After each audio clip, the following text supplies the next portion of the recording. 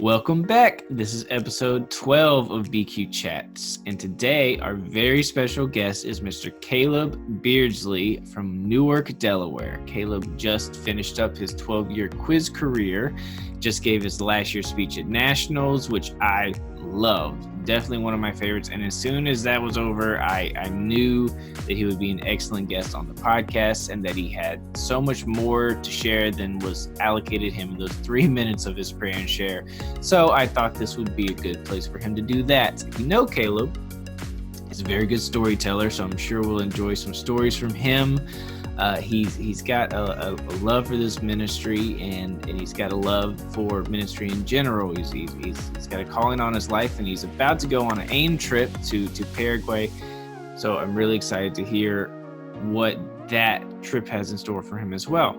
If you guys haven't yet, please give us a like and a subscribe. Check us out on Instagram. We put out some extra content over there. We really, really appreciate all of your support. So without any further ado, here we go.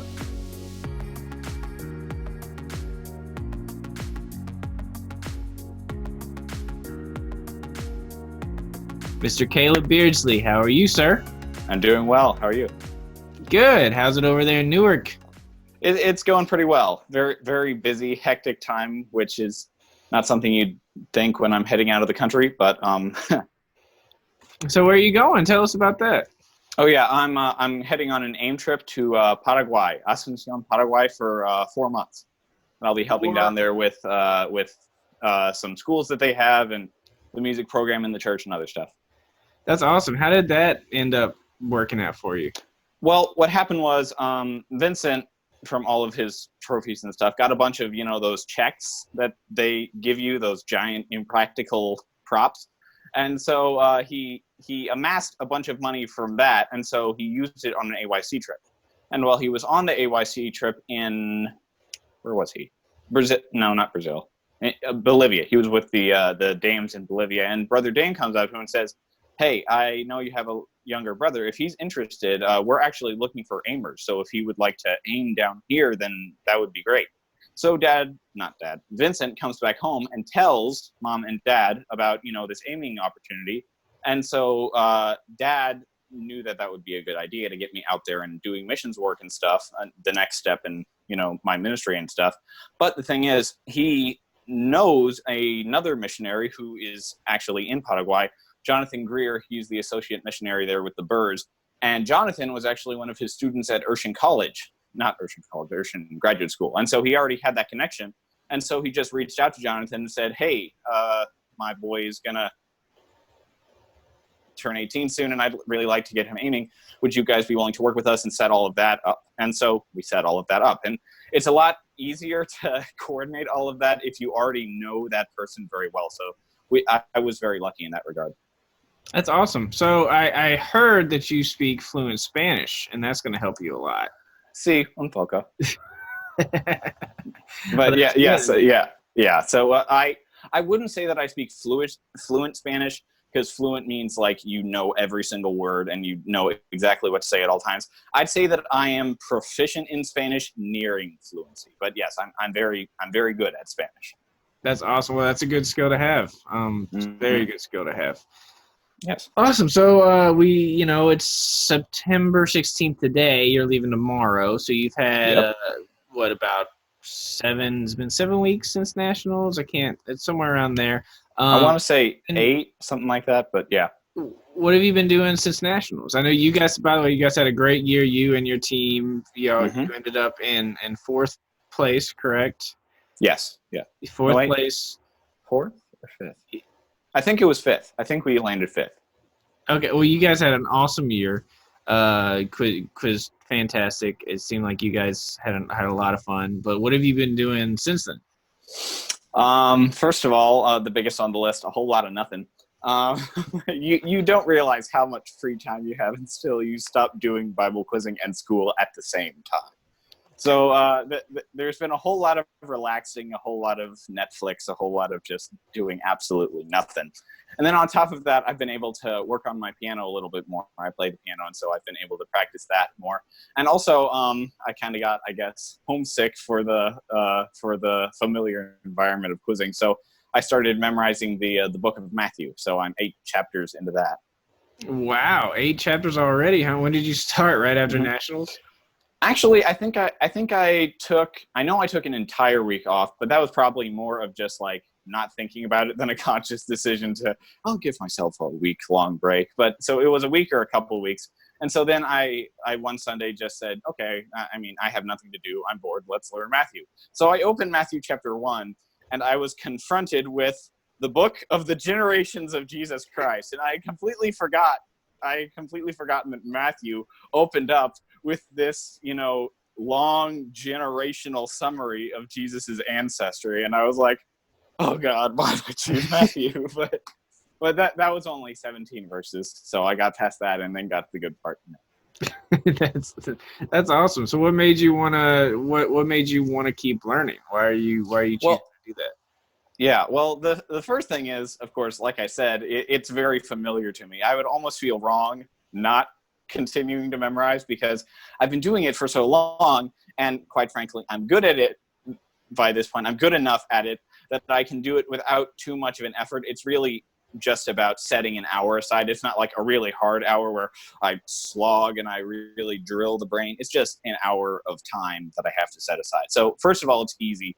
Second of all, I'm in the habit. And third of all, something that Brother Hernandez said in his devotional at this past Nationals really hit me. He was quoting verses, and so he started to quote this verse that he knew, but we had not memorized in our study in doctrine. And none of us could quote it, obviously, because we hadn't memorized it. And he said, look at these people. They're like robots. They can quote if they know it, but when they don't know it, they just can't say anything. Then he pointed his finger at Allie Gentry and said, even you, and I know who you are. And that was like, ooh. But so that really hit me that, like, wow, yeah, I know these verses that I've memorized, but all of these other verses I haven't memorized. And I can read my Bible and I can know the stories and I can know the basic concept of them all. But have I really memorized this Word of God and done my best to put it into my life and learn the most that I can out of it? And so I decided that I would keep learning Bible verses as long as I could. And of course, as life goes on, life gets more busy. But in this season, especially this season, because I'm taking a gap year, once I get back from Paraguay, I will have a part-time job, but I won't have any, full-time college dedication. So especially in this season where I have so much free time, what better thing could I be doing with it than to memorize the Word of God, especially a book about the life of Jesus Christ, man. Well, that's awesome. Good for you. Do you have any long-term goals with learning?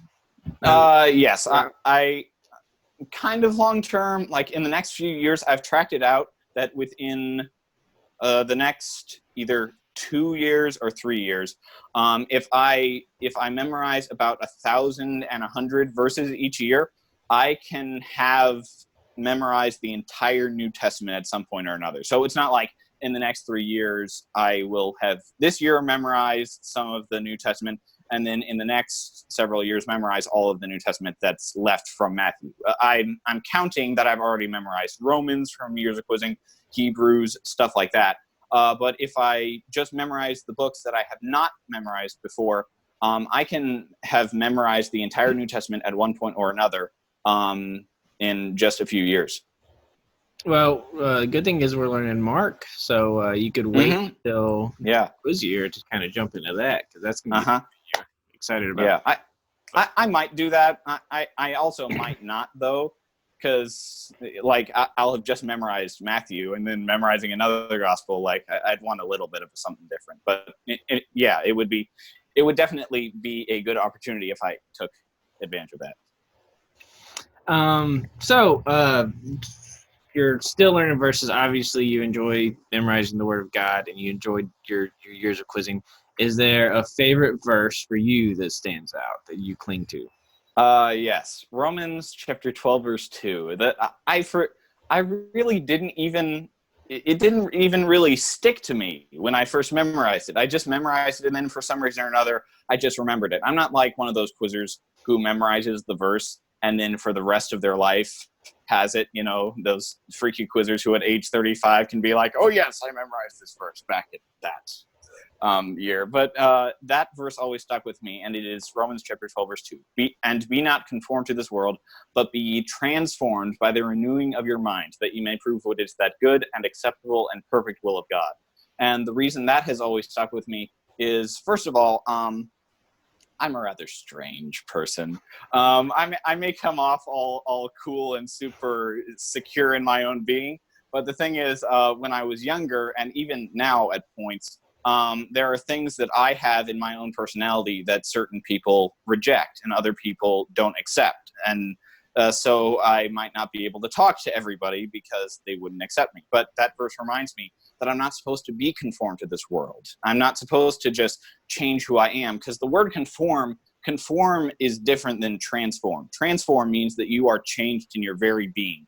Conformed means that you like to try to change and you try to fit yourself into something that you're not.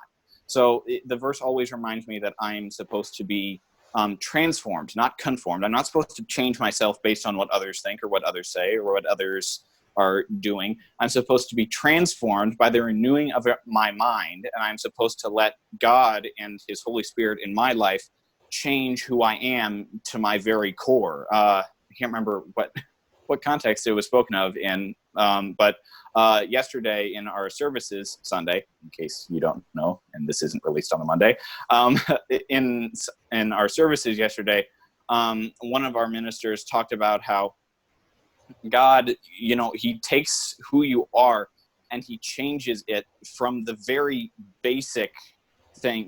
We can't change ourselves. We can't say, okay, I'm going to stop lying. I'm going to stop cheating. I'm going to stop stealing. But we can't do that because we're human. We're broken. We cannot do that on our own. But through the power of God and his love and his spirit in our lives, we can be transformed.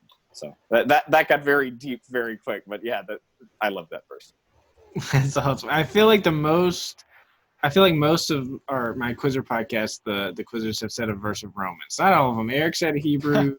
Yeah. But I feel like a lot of them have been Romans, and my Quizzers, most of them, their favorites come from Romans as well. That's the book of the Bible, man.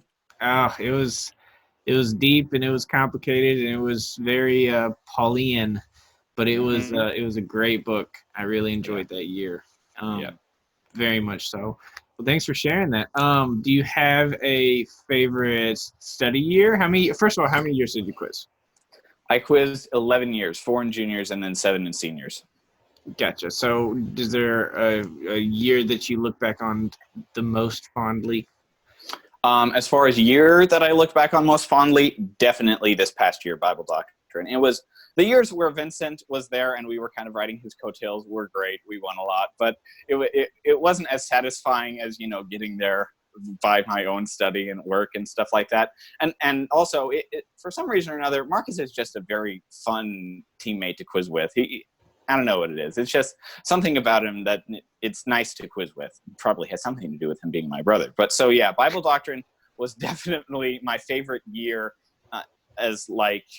and if we're talking about the year as the whole, the entire experience of the whole thing. My favorite study, though, is Romans. The only reason I would say I enjoyed Bible doctrine more is because, honestly, I don't remember a whole lot about the year of Romans. Besides nationals, it's all kind of like one big blur. Yeah, the quiz seasons start to really run together, and you just you can only it's hard to it's really hard for me to start remember what happened what year. Looking back and trying what year was that, and when were we in Nashville, and when were we in Oklahoma? It's hard. That's even happened in conversation with us. Dad will be like, "You remember that tournament in 2016?" And then we'll be like, "Dad, that was 2017." No, it was 2016. I remember because, and then he starts talking about something that proves that it was in 2017. And we're like, "Dad, no!" But yeah. Oh goodness. Well. I think you've got a stellar Brother Beardsley impression, by the way. It's very good. You earned it. Thank you. So I'm really excited to have you on.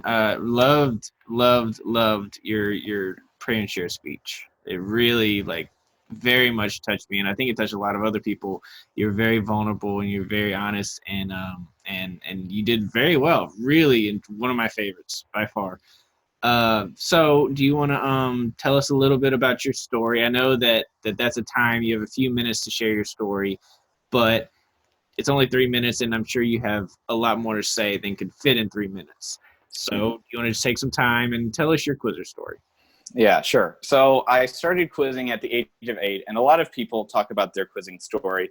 Like Renee in her podcast, she was talking about how somebody talked about quizzing to her, and she ran up to her mom and dad, "Mom, Dad, I'm going to be a Bible quizzer." And the parents were like, "Okay." But our parents, they're the ones who came to us and they said, hey kids, you're going to be a Bible quizzer. And me and Vincent, who started in the same year as me, we just went, okay. We had no idea what we were getting into. None at all. Mom and Dad, before they started us in the actual, game aspect of quizzing, they took a year where they just had us memorize a few verses to get us accustomed to that lifestyle of memorizing and consistent review every day. But then the first year, Vincent and me came in together. And so I remember my first Bible quizzing practice. I came in and I think I was in beginners, and they classified me with beginners. So I was split up from Vincent, and I was kind of unhappy about that.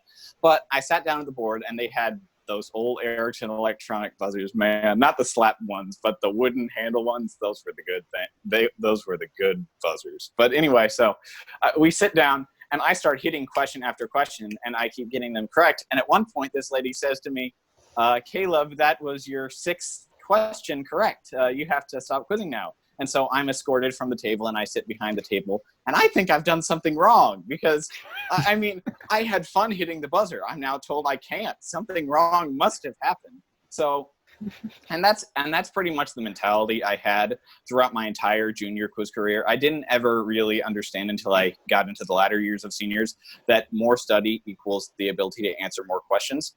And so I just did the basic studying requirements, and I would hit the buzzer in juniors. And if I got it right, which I did most of the time, then I would get it right. And if I got it wrong, then, oh, well, there's an opportunity to hit it again and get another question right. So after I finished my junior career, I came up into experienced, and I was discussing with you the other night. It wasn't really for any kind of purpose of like intermediates is inferior to experienced and experienced is the better division. What happened was Vincent had no teammate.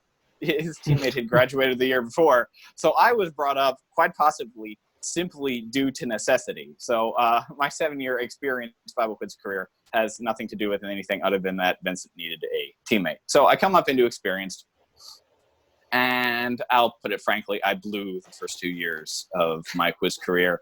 And I blew the second set of 2 years of Vincent's quiz career for him, because I did that same mentality. I just studied the bare minimum, and I hit the questions when I thought I could hit the questions. And if I got them right, then okay, I would get them right, which I didn't most of the time. And if I got them wrong, then I'd get them wrong. And it's okay because, well, I just aired out, so I don't have another opportunity to quiz them, but oh well.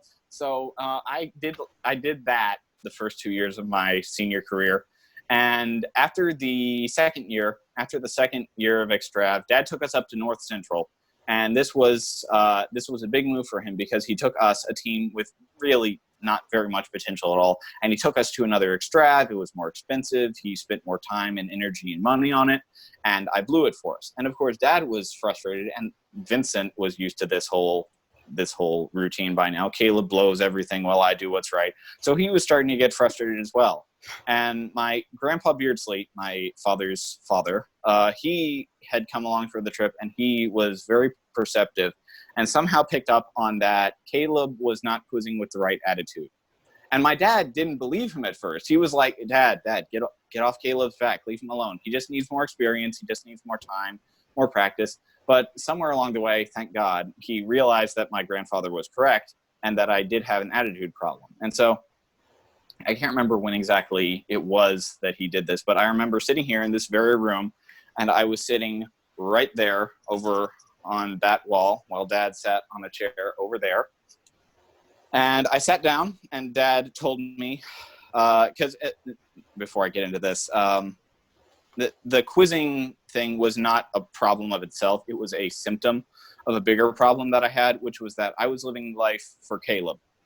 it wasn't even a conscious decision that I made that like, okay, I can either quiz and live for Vincent and everybody else, or I can quiz and live for me. I think I'll live for me, mohaha, insert devil emoji there or something. I don't know. But I wasn't consciously choosing myself over others. It's just that I somehow had worked myself into that habit of like instantly choosing me over somebody else. So snap back to the scene in this room. I'm sitting here, my dad's sitting there, and my dad looks me dead in the eye. And by the way, you do not know fear until Stephen Beardsley gives you the stare. A lot of people say that it's the eyebrows, but the thing is with my grandpa Beardsley, for sure it is the eyebrows. Grandpa normally looks like this, and if he goes like this, you need to be terrified, because if he's raised his eyebrows, that means that his temper has been raised as well. So you need to back up. But Dad, it's just some sort of intensity in his stare. And he stared at me and he said, "You are not living for God.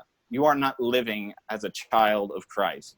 And any child of mine who lives under this roof and expects to live as a child of mine has to live as a child of God. And if you're not going to do that, then I'm going to give you the bare legal requirements for you to live, for you to survive.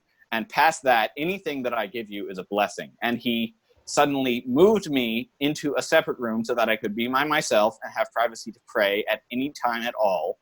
And he took away, listen to this, he took away all movies.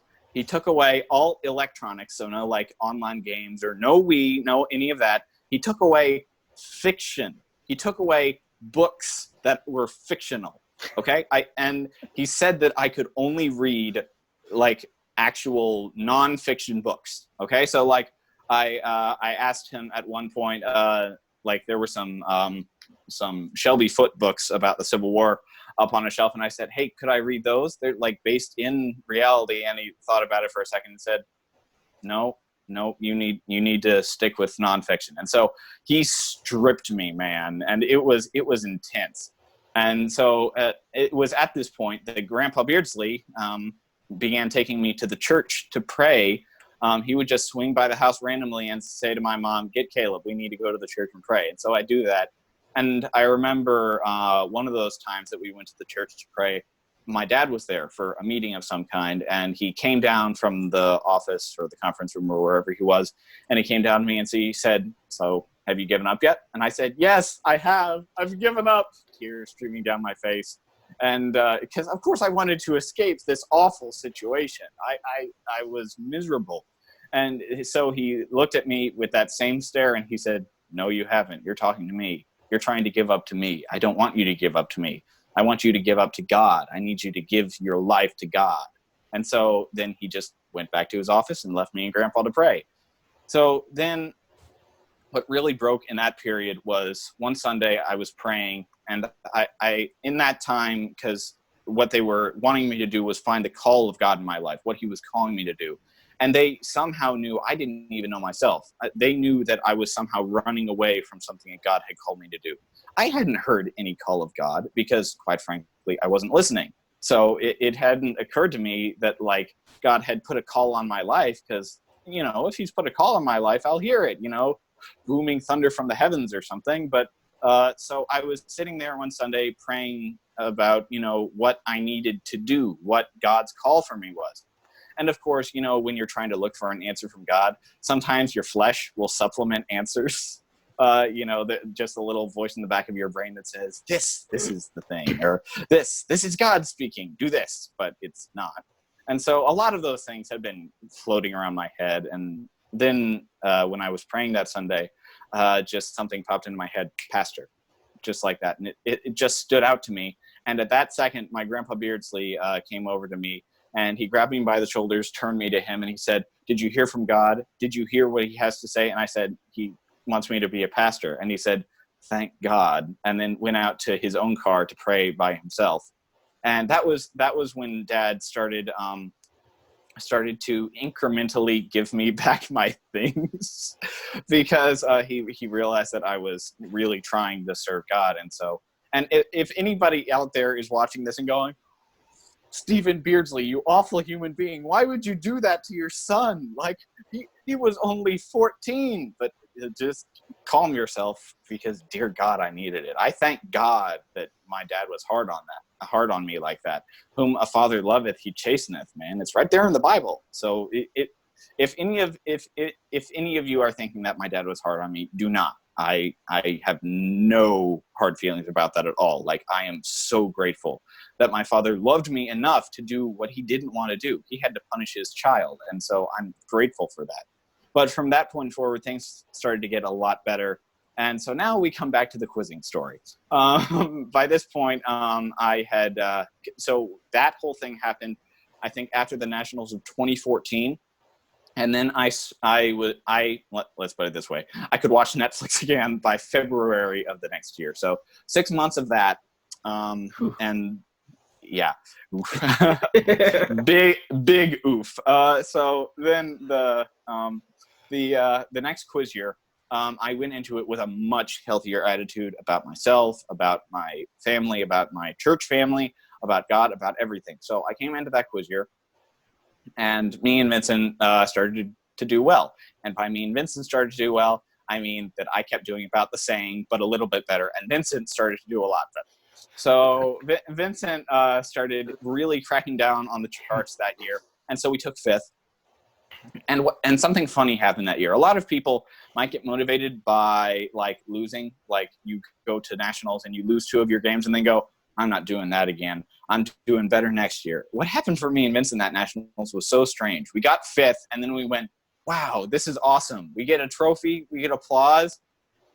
What would happen if we went further? You know, so the next year we studied even harder. Okay, Vincent studied even harder. I studied a little bit harder. I cracked out some one-time words that I had never worked on before, and so me, Vincent, and Marcus, we took first, and so the next year is another, like, if you were looking at a timeline, you'd see a special date in 2017. Because in 2017, we went to nationals, and there were only 2 games at nationals that we lost, which is, normal. But the 2 games at nationals that we lost were both against Allie Gentry and Logan Swank, 2 amazing quizzers from Concord, California.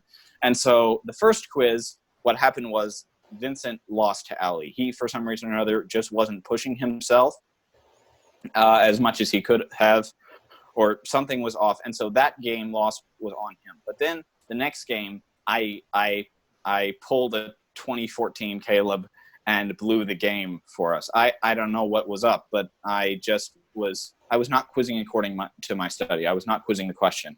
I think the tins hitters on Concord got in my head, and I started to go, well, shoot, if we're going to win this thing, I need to be hitting quicker. But I did hit quicker and couldn't answer the question. So we actually tease me. Well, I don't tease me, but my family teases me now about the score sheet of that game. And if I had literally just sat there and done nothing on the tins where I had missed, we would have won. Like, there were the points there that we would have won the game if I had simply sat there and not done anything. So that was very eye-opening to me. And what was even more eye-opening is that Vincent and his coattails that I was riding suddenly had graduated quizzing. So me and Marcus were on our own, and I'm not going to put my quiz career into the hands of Marcus. He's not going to take me to trophy range at nationals. So me and Marcus, in 2018, we both cracked down and started studying harder. And so really, there's not much to talk about in the year of 2018. It was pretty much just that. Me and Marcus understood heading into the quiz year that maybe we could do okay, but there are really no expectations. And Dad said all year long to us, this is a building year. This is a year to create a step to next year when you can really do great things. And so me and Marcus embraced that, and we worked as hard as we could, and then we took 9th at nationals, for which I'm very grateful. We did well for where we were at as a team in 2018. And then in 2019, this past year, it was pretty much almost that exact same thing. Me and Marcus just studying and doing what we were supposed to do. But there was the added equation of Ryland. And Ryland took us that little step further. And Ryland was a gift from God, man. He's an awesome quizzer. And so then So hold on, I gotta know. What went through your head when you found out that they were coming to your church and that he was going to be a teammate? Okay, so I have a story about this. Okay, so me and Allie Gentry are pretty good friends, and so she texts me one day in August, and she says in all caps, "Hey, butthead!" And so then the next message she says, "Why didn't you tell me about your new teammate?" And I said, "Well, I thought I did tell you about my new teammate. I'll be quizzing with Marcus still, and I think Candace is going to move up into experience to quiz with us." And so then she says, "No, I mean your other teammate." And I go, "What do you mean my other teammate?" And she then goes, "Oh, you didn't know. I thought you knew. I'm sorry." And so then I go, "Wait a second. What do you mean? I didn't know what?" And so then she says, "No, I shouldn't say anything further." And I said, I think I said something like, "Does that mean that somebody is moving here this year?" And she said, "I shouldn't have said anything!" Exclamation mark. And Allie's very bad at hiding secrets. So, of course, that was the marker that basically said, "I'm not saying anything because, yes, somebody's moving there." So then I left it alone. And then the second after that, I called my dad because he and mom were in Australia for some missions work. And so I call him and I say, "Hey, Dad." And he's like, "Yeah. Hey, Bo, what's up?" And I say, "Hey, is somebody moving to Newark? Are we getting a new teammate?" And I remember the next few seconds on the phone were silent. I think he was gathering his thoughts to think of what to say because he didn't think that I would know. And so he goes, "Son, there are some things in play that still need to be resolved right now. So I can't give you an answer at the moment. But when the time comes, I will let you know. You will know what's going on. You trust me?" And I go, "Yeah, I trust you." And I did trust him. So I just didn't think about it much because I didn't expect that the Fauberts would be moving to Delaware. I thought it would maybe be some friend of Allie's who was quizzing in Concord and would be moving here. And so then a couple weeks after that, my mom and dad came back from Australia. And so dad gets up to the pulpit and he says, in the past few years, we've been expanding our education here at Newark. We've started discipleship lessons and we've started small groups and big group learning, all of which, by the way, for you non-Newarkians, is very much teaching stuff. It's not, shouting and preaching. It's sitting down and you have a written lesson and there's an actual lesson. And so he says, and so in lieu of this, we are hiring Russ Faubert as our education pastor. And a photo of Russ comes up on the projector. And I'm like, "Oh, wow, that's cool. He's going to be working from Florida. He's going to be living in Florida and like having conference call meetings here and helping us work out the curriculum and the actually printed lessons and stuff. And that's cool." And so then I look over and Vincent was still up on the platform because he's on the keyboard and it wasn't a very good place for him to easily come down. And so I see him looking at me and he's like, and so I finally look at him like, "Yeah, okay, what?" And he looks at me and he's like pointing in the back and I'm like, look at myself. What am I wearing? And so, no, and he's like, and he keeps pointing behind me. And so I turn around and all I see is my grandpa's head. So I go, "What?" And so then dad says, "And Russ and Kim are actually at the back. And so if they could come forward," my head snapped, man. And so then he says, "They'll be joining us here, living here as our education pastor. And his whole family is going to be moving with him." And my mind snapped like a twig.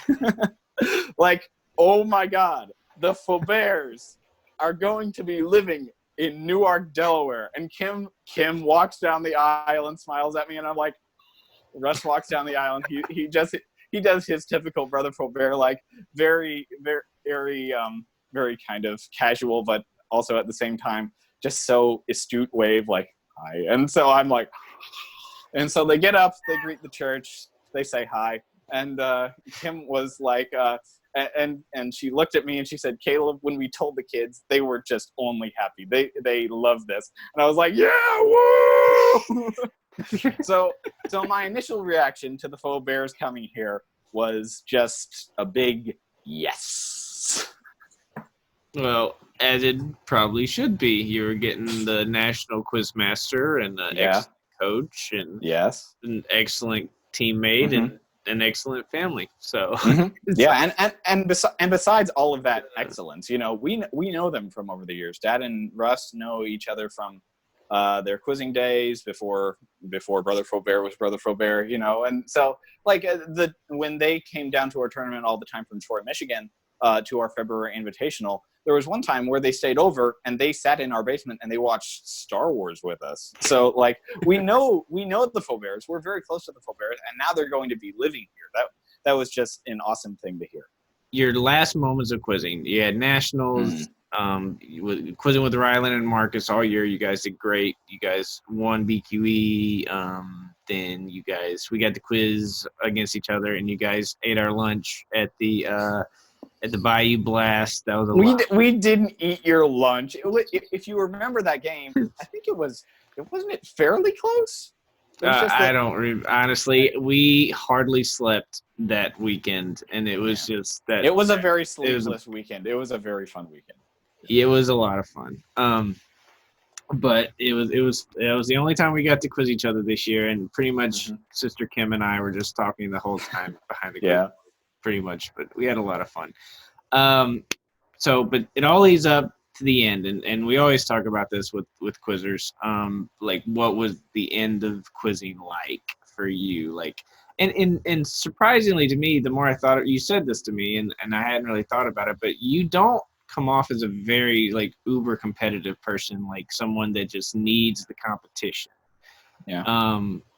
And so maybe it was different coming to an end for you, where it wasn't just like you like losing the competition was like losing a loved one, like it is for quizzers. But what was it like when it came to an end? Well, the thing is, you have to understand about me is that yes, I am not a very competitive person. At least in things like that.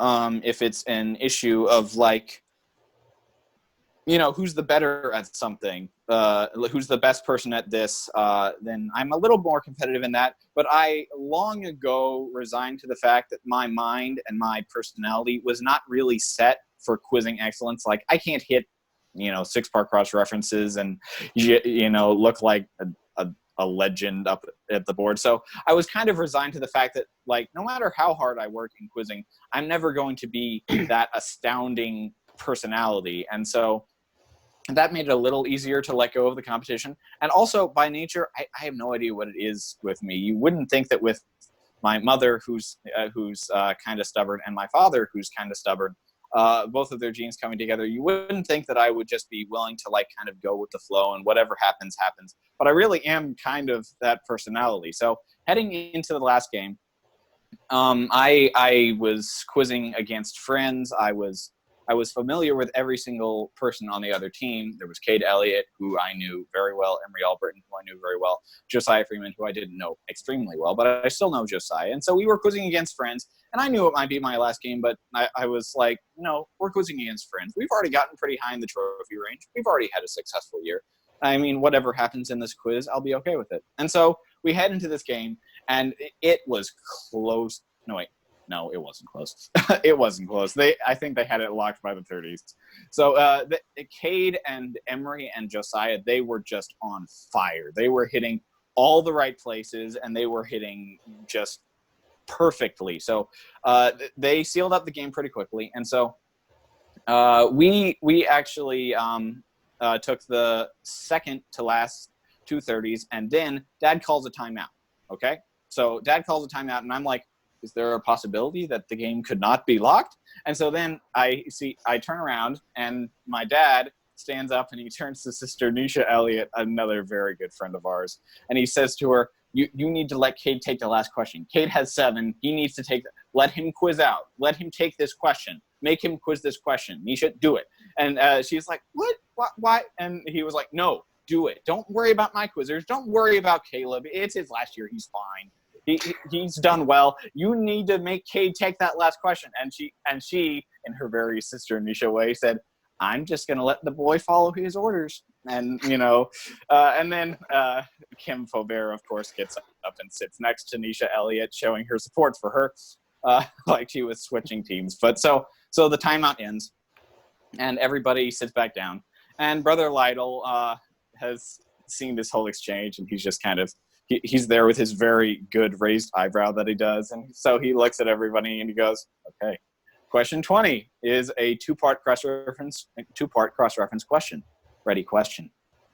Which verse of Psalm chapter 19 describes what law is perfect? And which verse of James describes what law as perfect? And I'm expecting Cade to hit it, you know? And so I wait for 3 seconds, and then I realize he's not going to hit it. I'll hit it because I knew it. It was the miraculous cross-reference that I knew. So I hit it. And so I answered the question, and I said, the law of the Lord is perfect, as recorded in Psalm chapter 19, verse 7. And that perfect law of liberty is recorded in James chapter 1, verse 25. And the thing was, in my mind, I said the perfect law of liberty. And the thing was, in my mind, I wasn't sure if it was the perfect law of liberty or that perfect law of liberty. And so right after it came out of my mouth, I was like, oh, shoot, I just messed up my last question. And so then Brother Lytle, he suddenly goes off script. And he says to me, Caleb, and for the last time. And I'm like, oh my God, is he about to say for the last time? That is incorrect. Like it's a relief or something. But Brother Lytle was amazing. And he said, Caleb, for the last time, that is correct. And it was the nicest moment. The whole room started screaming and like, woo! So it was a very nice moment. And so we ended the quiz. We got up, we hugged the other team because we love them. And it was just a very, very wonderful last moment in quizzing because we quizzed against friends. Suddenly we're all relaxed because we're not stressed about the rest of the tournament. And, you know, with Brother Lytle's eloquent little flourish there, you can't get better than my last moment in quizzing. That's awesome. That's Brother Jay is an excellent quiz master, and I love the addition of him and very well. That was actually the only game I've ever been quizmastered by him in. So he's definitely a 10 for 10 rating in my book. Good deal. So then on to, for you, prayer and share, right? That was probably next on your list, which, like I said before, thoroughly enjoyed. Did you always kind of know what you were going to talk about, or was it kind of more later on that developed for you? So it definitely developed later on because I developed later on. I heading into quizzing and realizing like, hey, I have to give a last year speech. I would see all these quizzers getting up there, and I would see them doing kind of like comedy routines, you know, telling jokes and making people laugh and getting laughs from people. And I went, I want that. I want that. That's cool. I'd like to make people laugh and get lots of attention and affirmation. So I wrote up a couple of like when I was 16 or 17, didn't even know what I was doing. Wrote up a couple of dumb, you know, last year scripts for like a bunch of quippy one-liners, things that would make people laugh. But heading into my last year quizzing, I heard Prayer and Share 2018. Somebody had said that Brother Lytle had said to them in the orientation, you need to tell your story. And so that really stuck with me because by that point I did have a story. Like I say in my speech, before quizzing, I did not know that I was really a people person. I didn't know that I was an extrovert or that I enjoyed people. But from quizzing, I learned that. And quizzing gave me that avenue to reach out to people and to be that outgoing person.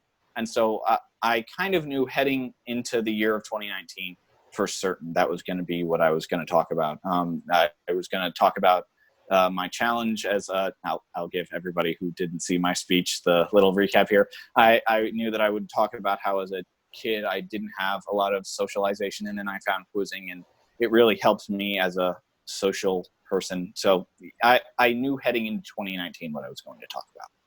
It definitely took me by surprise. I didn't know what to expect from you. Just I guess I typically don't know what to expect from you, but your speech. I'm a very unexpectable person. But it was great. It was interesting because 2018 I knew so many last year quizzers, and it was excellent. And it was excellent because their speeches were excellent and because they were all really familiar, and we knew a lot of people knew so many of them. And then this year there was a lot that I'd never even met and never seen quiz or anything, and it was like, I wonder, you know, what this year's going to be like, because we knew the year before was going to be great just because of the lineup. And this year it's like, oh, well, we'll see, you know, and it ended up being just as good. I mean, the speeches were incredible. It was they were all very vulnerable, very real, very honest. And Brother Faubert said every single one did it, which is great. I know in years past. I remember there was actually a girl in the orientation. I can't remember her name. Wouldn't even say her name, for goodness sake. But so I don't remember who, but I remember there was one person who spoke up and said that they wouldn't give a speech, and I sat there and kind of went, oh man, like you can't do that. You have to tell us your story. You can't just let us, not know who you are and what quizzing's meant to you. But yeah. When I heard that in the podcast that Brother Faubert said everybody spoke, I didn't even realize that they had turned that around and made the decision to give the speech. And I was like, yes, go you, person I can't remember. Well, it was great, and you did an excellent job preparing. You're obviously a very good speaker, which is good. Is that something you've just developed, or is that something that's kind of natural for you? It must be something that's very natural for me because I haven't tried to develop it at all. I even heading into this podcast, one of my friends asked me, so are you, Philip sent you all these questions, what you're going to be talking about. Are you going to, kind of practice beforehand? I was like, I could, but I don't really want to because I feel like I come off as a much more authentic and eloquent speaker when I have my own words that I come up with in the spot, because that's who I am. I'm a very spontaneous, like I said, go with the flow, go with things as they happen sort of guy. Right. And typically I am, but this podcast kind of requires me to be organized, which is annoying, but I deal with it. Okay, so now the quizzing's over, your last year's over, your speech is over, everything's done. Where do you see yourself in the quiz community with all the different roles that you could possibly take? Do you have any thoughts or any goals or any plans? This past junior extravaganza, I was coaching a junior team and I loved it. I loved coaching those little kids. And I'm not saying that as far as like, I've coached juniors and seniors and I like juniors better. I've only ever coached juniors, but the experience of coaching, I loved that. The ability to speak into that young person's life who's already put in all the work and they've put in all of that dedication. And so now you get to say to them, okay, look, we've done all of this work. You've done all of this preparation. Now just do your best and offer it up to God. Like that. I can't think of anything better that I would want to do my time with. And also, while I was there at Extrav, I judged some, and I really liked it. Now, it might be because it was juniors and it was super simple, and there were never any, 15-minute deliberations. But I enjoyed it. I think you would make an excellent coach. So if that's something that you're called to do and that you desire to do, then I really do think you'll do an excellent job. Speaking of coaching and coaches, you've had some interesting coaches this past year. I mean, you've had your father forever, obviously, but this year you had Sister Kim Faubert and your dad, which, to be honest, I think most of the quizzing community was really interested to see how that would work and who would, how would they coach together. So to give us some insight into that relationship and how that worked. Obviously, it worked well because they very well together and they're friends and they get along and the team was really good. But was there ever any interesting conversations or was there ever any was there ever any fun?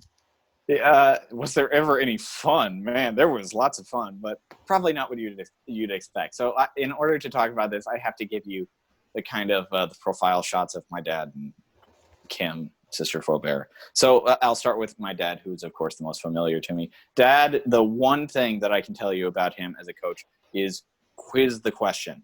You quiz the question. You do not head into a quiz going, okay, so the other team has this, so their strategy is this, and so we are going to do this. No, you head into the quiz, and it does not matter who you're quizzing. It doesn't matter if you're quizzing, some 2-bit team you've never heard of, and for certain that you're going to kind of walk all over them.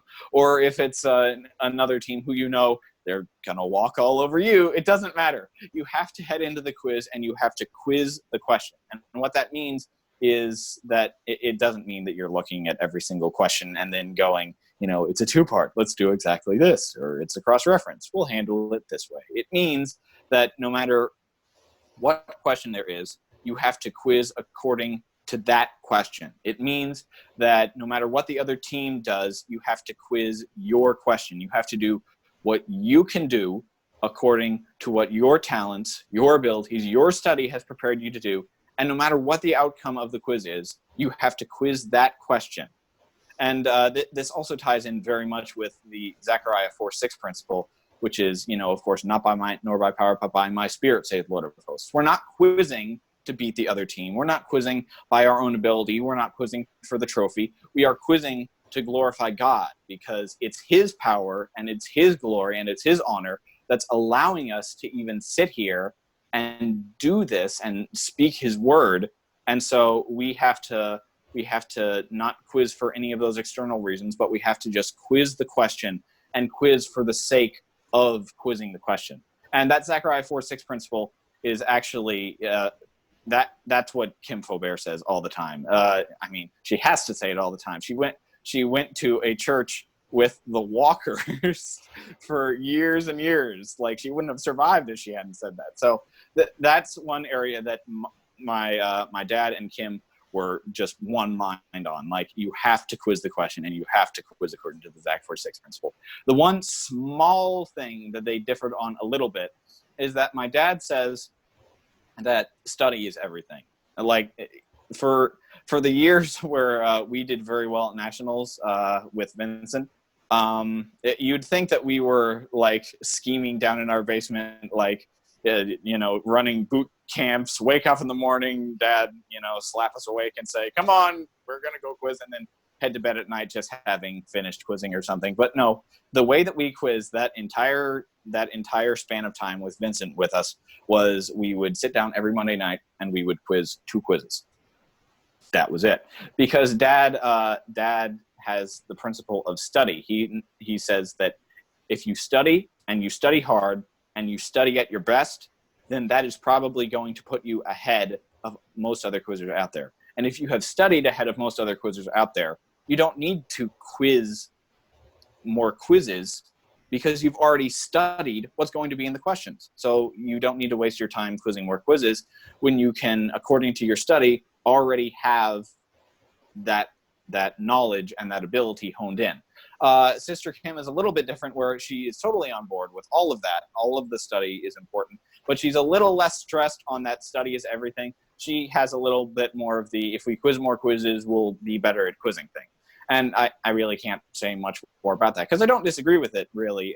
But I can't go super into it and in extreme detail like I could with Dad, because he's ranted about it so many times. But yeah, so that was the relationship between Dad and Kim. It was almost like, and this is true with Ryland too. Ryland coming to us was a blessing, because with Kim and Ryland and me and Marcus and my dad, it was almost like we were 2 pieces of a picture, and each piece on its own was very unique and very interesting. And when it finally came together, it just formed one complete picture, each picture complementing the other's weaknesses and strengths and all of that. Like, for instance, another thing that Kim and Ryland were more about, they were more on the, I'm not going to say they were a run and gun team. They were, of course, were not a run and gun team, but they were more on the spectrum of run and gun than we were.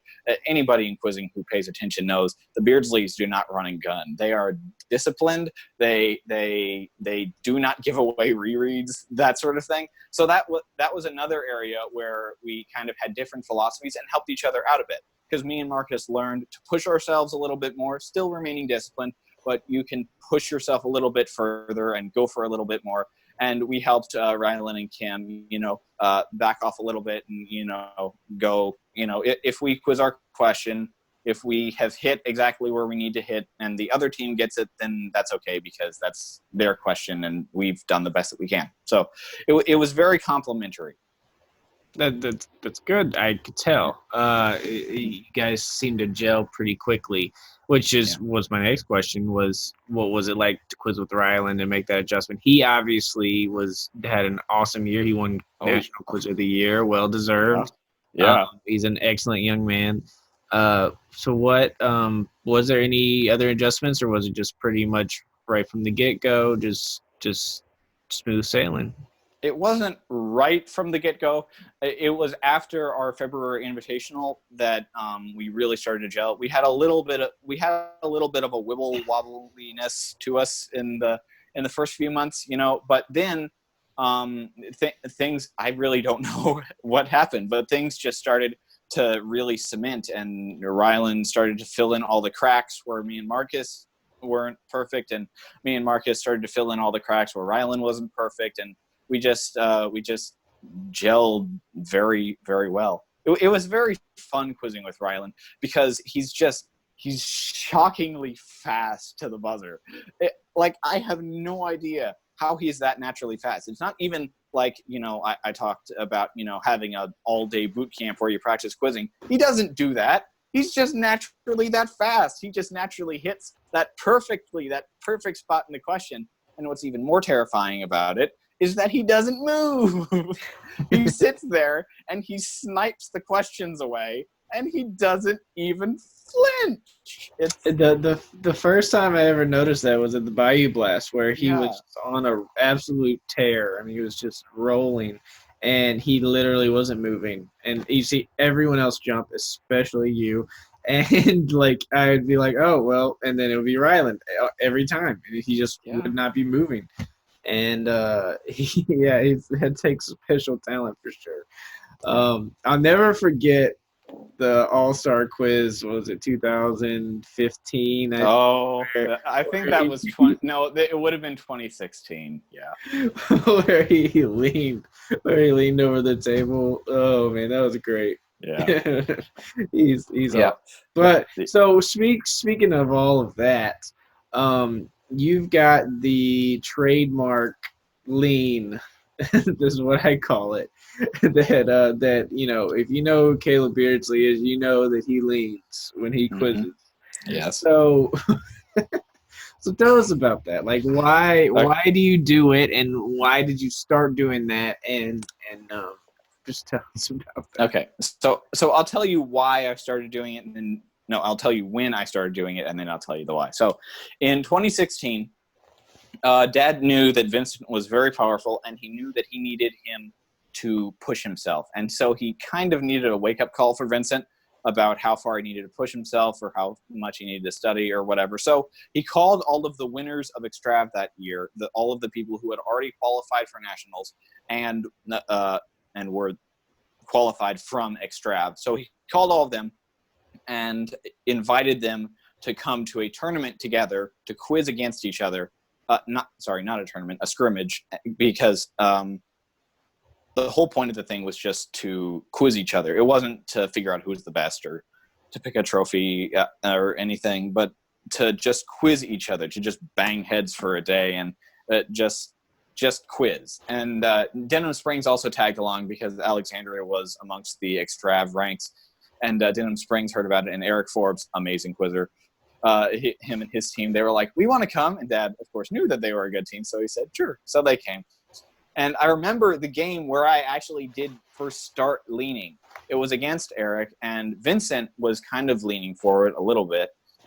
And so I figured, you know what, I'll try that. And it was almost more of me just being bored and doing something to occupy myself. And so I leaned forward, really leaned forward. And then I just couldn't stop because it really worked for me. And so now, with that in mind, I will explain the why. So Vincent leaned forward because he is I won't say very timid, but he's a more laid back, a more calm, timid-ish kind of personality. And so he would lean forward a little bit, and he would tense up his muscles to get himself ramped up because Vincent's calm. And so if he's calm and he's quizzing, then if he doesn't have himself ramped up, he's not going to hit at the quickest moment he could possibly. But I'm the exact opposite. If you've ever seen the Pixar movie Up, one of the best movies ever. But so if you've ever seen that movie, the dogs, the dogs with the talking collars, and they just out of nowhere will, squirrel. I am that dog. And if I see the slightest thing, it'll distract me because I just have so much energy. I'm buzzing with energy. And so I would lean forward, and the benefits of it were twofold. First of all, I would be, tensed, muscularly. And so then that would be energy that I was expending on quizzing and focusing on quizzing. And if I have any excess energy at all, I will spend the excess energy doing something. I'll spend it thinking about something else. I'll spend it doing something silly, like leaning over the table because I was bored. And I would just find something else to occupy myself, and it would detract from my quizzing ability. And also, so besides that, the usage of excess energy to benefit quizzing, I found that if I leaned forward, I was in front of all the other quizzers. So if all the other quizzers are here, at the board, and I'm here, and then I lean forward, I'm like in front of all the other quizzers, and I can't see the other quizzers, and the only thing in my view is the quizmaster. So it helped me burn off some extra energy that I had, and it also helped me focus myself and get all of the other distractions out of the way and put the quizmaster, front in my mind. Gotcha. Yeah, you also always took the mics off the stands and set them on the table. I noticed that too. Is that just something that was familiar and comfortable? It was kind of that, yes, but it was also a matter of that. The exact way that I lean forward is that I would put my buzzer arm like here on the table, and then I would lean forward and put my arm like this is the table and I'm pushing against the table, this sort of thing. And with that, your body takes up a lot of space on the table. And so the mic stand was just one less thing. It was just one more thing that I didn't want to have to compete for real estate with. Gotcha. That makes sense. Yeah. And in 2016, when I started doing this, Ryland, I'm going to call out Ryland here. Ryland leaning forward over the table and kind of making fun of me was a slight view into this. A lot of people started grumbling about me and Vincent leaning over the table. I'm not saying that Ryland was grumbling about it. I'm just saying that there were some people who didn't like the fact for some reason or another that we were leaning over the table and were saying that like we should get fouled or we shouldn't be able to do that. We were intimidating other quizzers, trying to scare them. And so Dad knew that was happening. And so he, as a preventative measure, had me and Vincent fashion ourselves bumpers. And these bumpers, you might have seen me carrying one around at quizzing. It was a very large, just gray cube. And that is not a new thing in quizzing. Back in quizzing days, if you've seen Philip's podcast here with Jimmy Votaw, he talked about how they would have the slap buzzers, the little doorbells. And the thing with slap buzzers is that there was a rule that you could only hit it by having one fluid motion of hand from the table to the buzzer. You couldn't like hover over the buzzer and then hit it. It had to be one motion from the table to the buzzer. And the thing is, if you're like over the buzzer almost and you lean over the table like that, and you're over the buzzer, then it gives you more of a leverage against the buzzer that you can hit quicker. And so the people would use these bumpers to do exactly what me and Vincent did, lean over the table. So this was an already established custom in quizzing. People could use bumpers. But the thing is, back in quizzing days, they could use telephone books because everybody just gets a free telephone book in the mail. And so they would just duct tape them together. But the thing is, we don't use telephone books anymore. There are almost no telephone books anymore, and there were definitely not telephone books of the same size that they could be taped together. Believe me, I tried. And so what eventually happened was me and Vincent took reams of paper. Like if you go to Staples and you walk down aisles and you find a big block of paper that, you just unwrap and there's a bunch of sheets of paper inside. We used those and we taped them together and would just sit on them. I had 3 reams. Vincent had 2 because Vincent only needed to lean forward about 2/3 as much as I needed to. Well, it's a sad day that the Caleb Beardsley lean is. I know. But I've heard different names for it. I personally call it beard slaying. I've heard other people call it the Beardsley, and I heard when Logan and Howie were making fun of me in their farewell quiz, they were calling it the Caleb, and yeah. Maybe we'll see Cassandra Beardsley lean or Mark. I don't think Marcus would. Marcus would not lean. He's kind of like Ryland. He jumps a little bit, but he's much more just lean back and hit when he can. Actually, about Cassandra, I actually gave the box to her, and she has rewrapped it in glossy black duct tape. It looks really cool. But so she's actually found out that she likes leaning forward kind of like I did. And so I've passed down the box to the next generation. Well, maybe she can keep that going. We'll see. Yeah, I know. Just 60 years down the road, some Bible quizzer gets handed the box, and there's an old me will walk up to them and say, I made that box back in 2016. You don't know the amazing quizzers' butts that have sat on that thing, you know. Maybe so. Maybe your grandkids will use the same box. Maybe. Woo. So another signature of yours was the Rubik's Cube, which became kind of infamous, maybe famous and infamous. I'm not sure. Yeah. But you love that thing, and you're very good at it. I think the cool kids call it cubing, right? Yes. So I don't know about cool kids. Anybody who calls it cubing is in on it and a nerd, which is fine, by the way. I'm a nerd myself. Nerds are awesome, but yeah. So is that something that you seem to use to occupy your mind before quizzes and kind of maybe keep you focused? Like, why did you use that before quizzes? It was stopped. Then it disappeared. I don't know if Sister Kim just threw it in the ocean over there or something. And no, she didn't throw it in the ocean. So what happened was in 2017. Yeah, in 2017. Some friends of ours from Spartanburg, South Carolina, very good friends, the Angels, amazing family, great quizzers. They came over to our house for pizza before the February Invitational happened. And Colin pulls out this little plastic cube, and he starts going away at it. And Colin is much better than I am. My personal record was like 35 seconds or something. He has his record, I think, down to 11, if not 10 seconds. So he was much more impressive at the cube than I ever was. So he does this, and I am gobsmacked. I'm awestruck, and I have to have one of these things for myself. So I bought it, and then this ties into the excess energy thing again. You know, Caleb is a very energetic person. Caleb's his own little nuclear explosion going on in here. So I have lots of excess energy, and whenever I would cube, it would kind of burn off some of that energy because my entire mind was focused on the cube and my hands were, of course, going and super fast. And also at the Nationals of 2017, I was kind of using it to, be flashy and show off for people because I was starting to learn that that I was a people person and that I enjoyed talking to people, but I wasn't quite confident in myself yet. I wasn't confident enough in myself to just walk up to somebody and, just start talking to them out of nowhere. So I kind of used the cube to grab their attention and make them think, ooh, he's really cool. And it worked.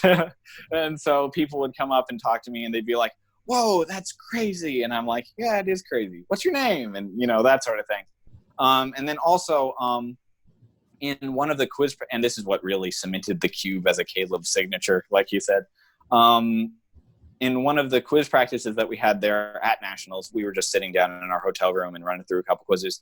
And I had a problem where every single game, I would just be really cold starting off. I would just miss questions and not do very well.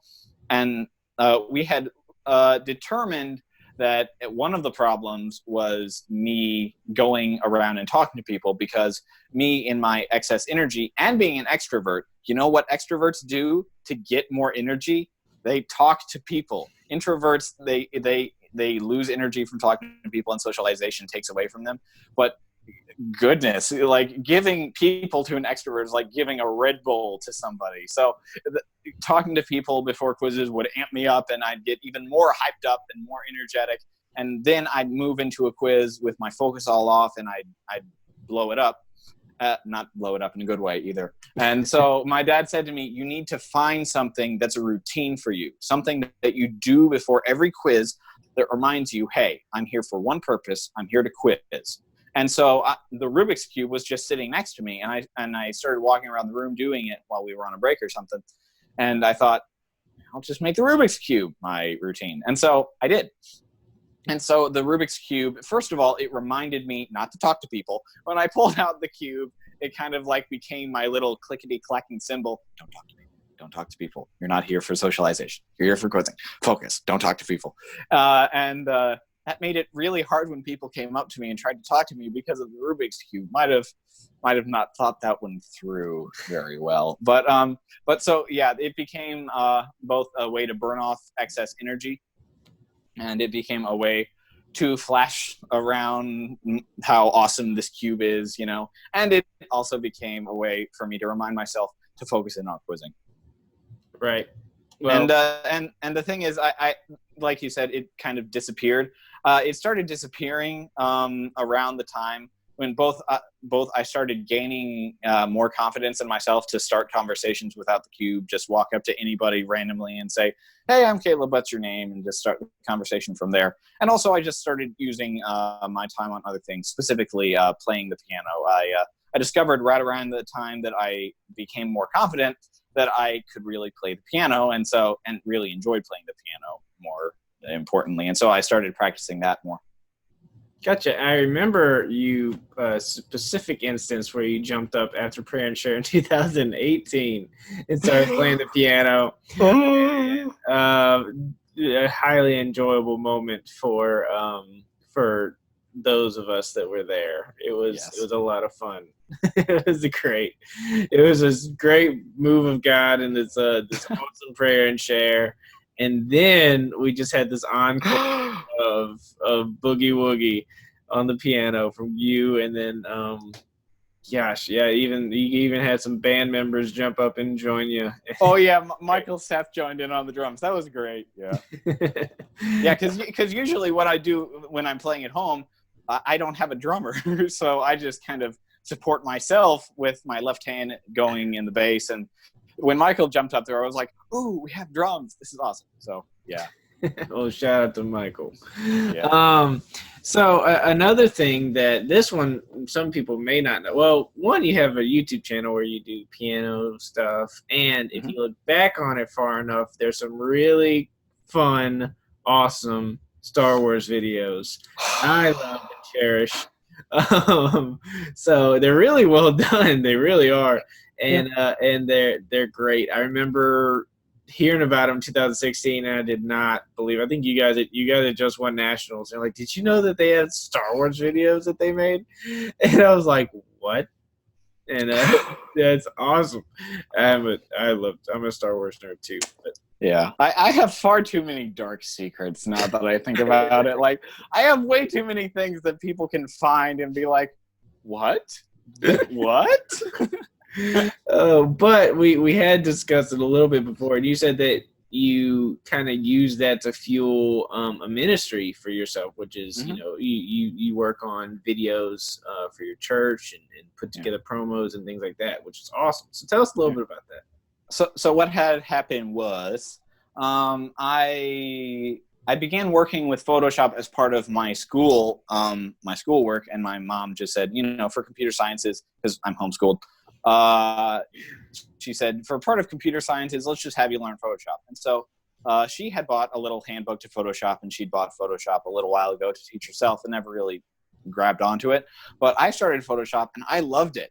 Like, the ability to cut out my father's head and put him onto a pig or something, just fun like that. Like, who wouldn't love to do that? So I started doing that, and then in the midst of this, for reasons that I won't get into because it's a very long story, some friends of mine in quizzing had set up an online forum that we could talk on.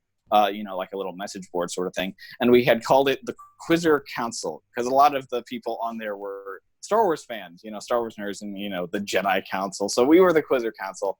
And I took a photo of everybody's head and Photoshopped it onto a Star Wars character. So I put everybody's heads on, and then I realized that I could not, for the life of me, cut out, the lightsaber blades smoothly. I couldn't cut out the lightsaber blade smoothly and make it look good. So what I did was I basically erased the lightsaber blade in Photoshop from the original Star Wars character's photo, and I learned how to make a lightsaber blade by just taking a white layer and adding a glow to it. Okay, so then after that, I discovered that there's a video function inside Photoshop. You can go in and you can edit the video frame by frame. And so I went, I can make a lightsaber on a photo.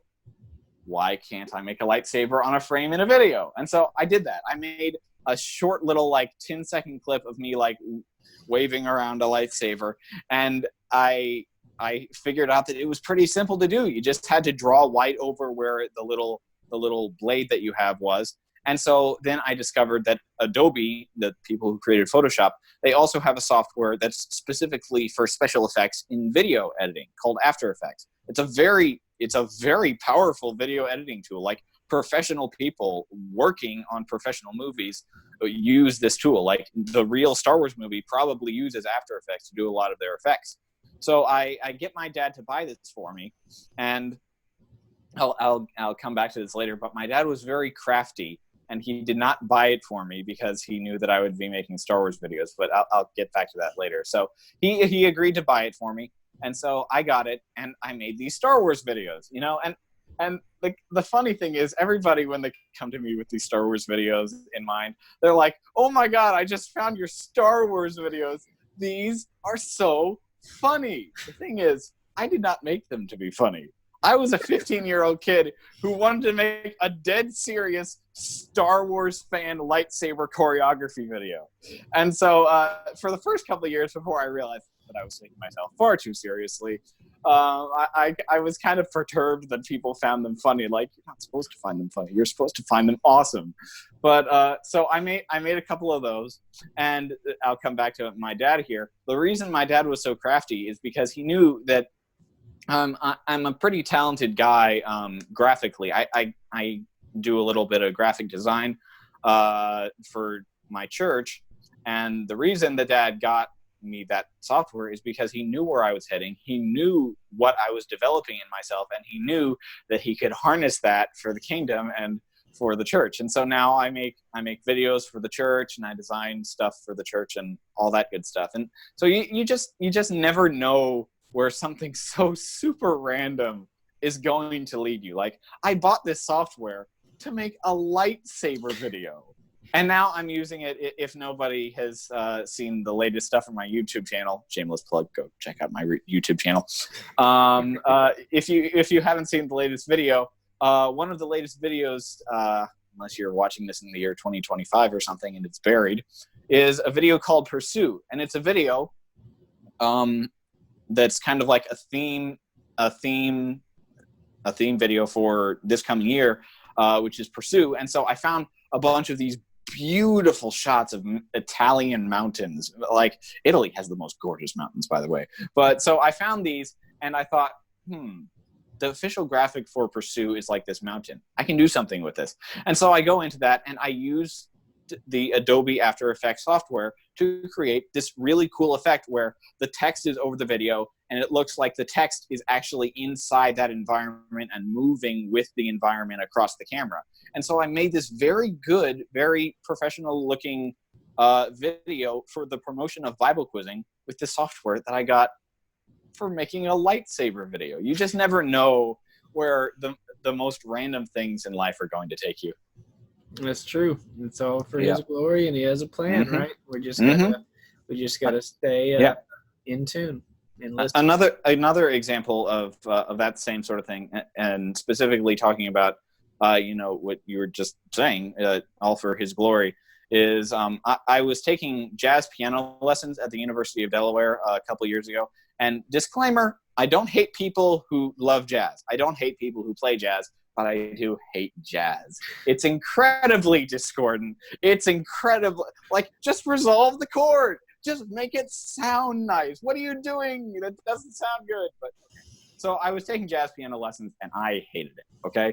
So if you think you don't like listening to something, try being told to play something that you don't like listening to. You are making with your own hands the sounds that you despise. So, but in the midst of that, in the midst of me taking those lessons and hating every second of it, the professor who was teaching me showed me just one video of this boogie woogie tutorial on YouTube. And trust me, I'm coming back to the ministries thing with this. I'm not just sharing my story of Boogie Woogie.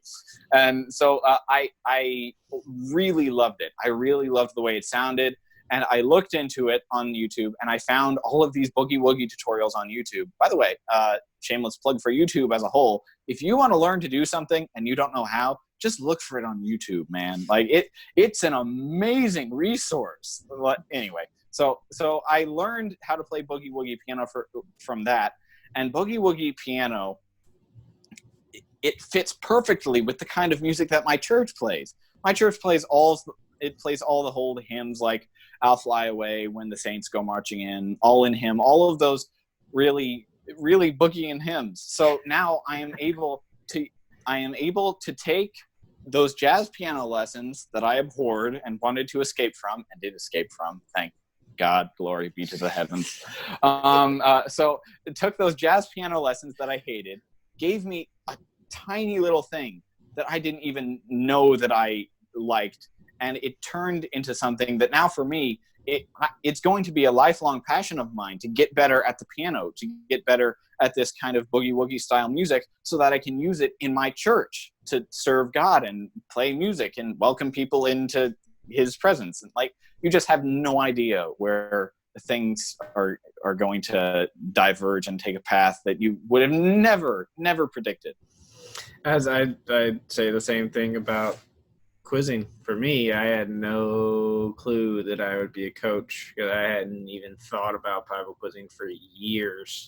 And then randomly, our quiz coordinator just got impressed on his heart that my wife and I, we had only been there a couple months, and that we would be good quiz coaches. And there you go. Just bing, bang, boom. It happened. Yeah. And it's been just such an incredible journey. And it's one of my favorite things I've ever done. I love it. So, well, Caleb, we've gone a good bit. We've had a lot of great stories. Thank you so much for doing this. I do appreciate you doing this, especially squeezing it in right before your AIM trip. Yeah. I know you've been packing for 4 months, which can be incredibly tough. Yeah. But is there anything you want to share with the quiz community before we sign off? Anything else you want to say? Yeah, sure. A couple things. First of all, kind of in relation to what I talked about in my last year's speech, those of you who are out there and you know that you love people, and you know that being around people energizes you, and it gives you a sense of fulfillment, and you're out there going, oh, Caleb, he's so cool. He's naturally gifted, and he can just go up to anybody and randomly talk to them. I can't do that. I couldn't either. When you're young and you're awkward and you're pubescent, you don't know how to talk to people. But when you know that you want to have that be a part of your life, when you know that you are a people person and that you need people to be happy, just keep trying. Keep going up to those random strangers and having an awkward conversation that lasts 5 seconds.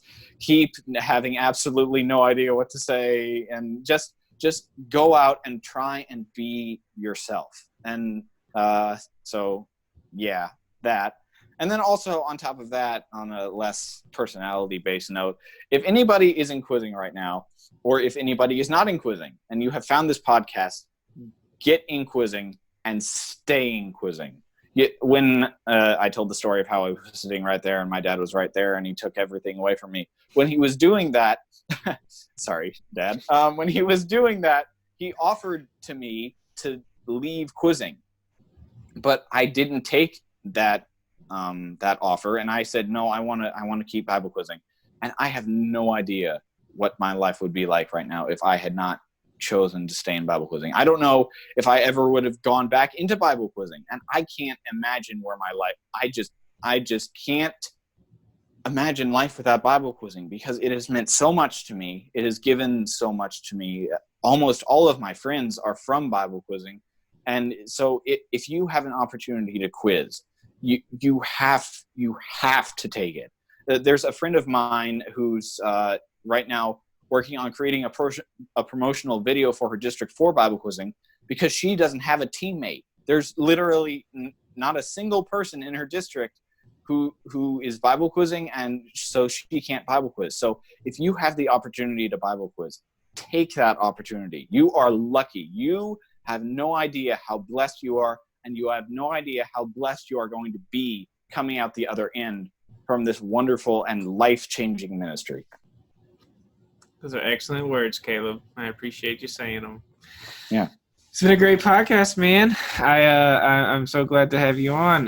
You're one of my first subscribers, I think. I appreciate it. I appreciate you. Yeah, I noticed you a few months back. I was just going around and looking at people, and I was like, Philip Melder, I know him. Boop. Well, I appreciate you supporting the podcast and being a part of it, and I enjoyed talking with you tonight, man. I really hope you enjoy your AIM trip. That's a huge deal, obviously. I will. Yes. I know. One last thing before we end the podcast. They actually have a Bible quizzing program down there. They have Bible quizzing in Paraguay. That's awesome. So I'm sure you can help with that and be involved in some way and keep that going. That's great. Yeah. That's great. Well, I'm sure your life will be massively changed. So maybe we can talk to you again when you get back and fill us in on the trip. But I would love to do that. Yeah. Well, I appreciate your time and everything you had to say. So okay. we're going to sign off.